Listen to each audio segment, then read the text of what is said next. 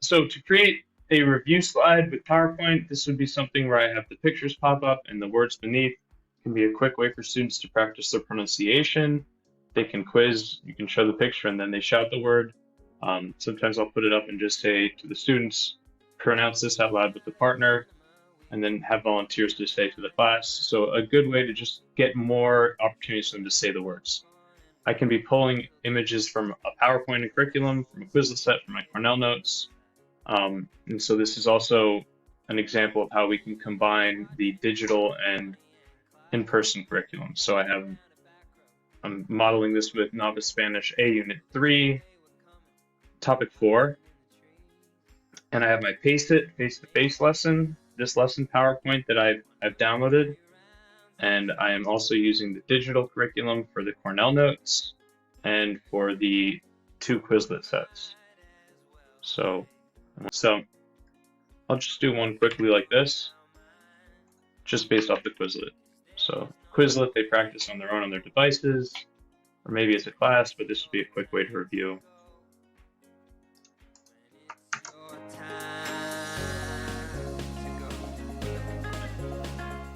This is a nice example too, because you're going to have real concrete answers here. It's a little bit easier with concrete vocabulary.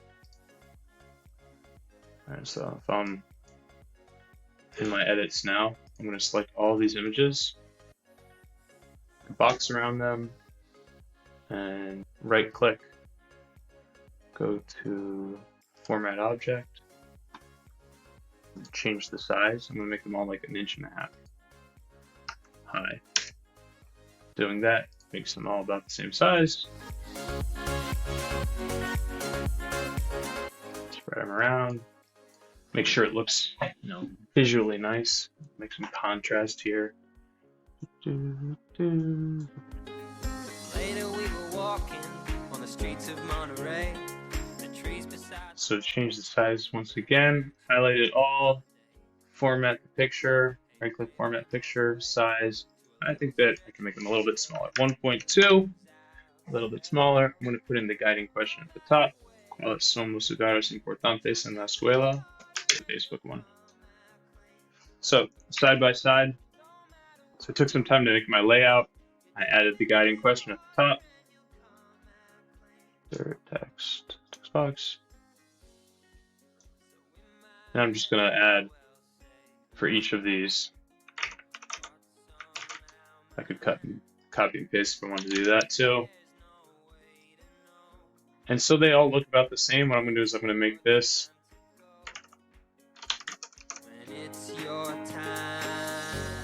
text box my template. They should all be about the same. I'm just going to copy and paste it. So I'm using Control C and Control V, but can copy, paste. 1, 2, 3, 4, 5, 6, 7, 8, 9, 10. Right, so we're gonna need another 7.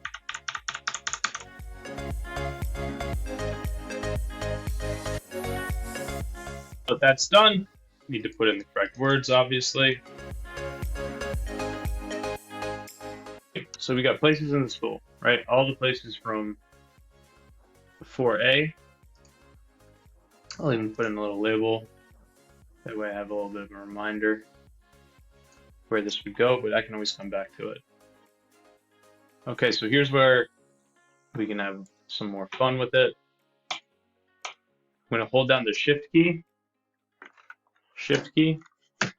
and I'm going to click on these things one at a time in the order I want them to pop up.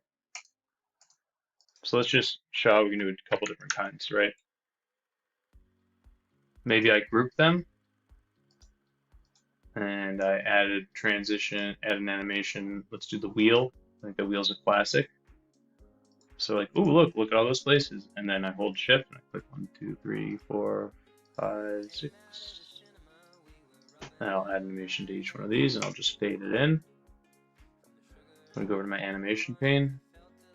Now, as is, they'll all just show up at once. That number 2 means they all just show up at once. I want them to show up one at a time. So while they're all highlighted, I'm going to make it say start on click. So now I know 1, 2, 3, 4, 5.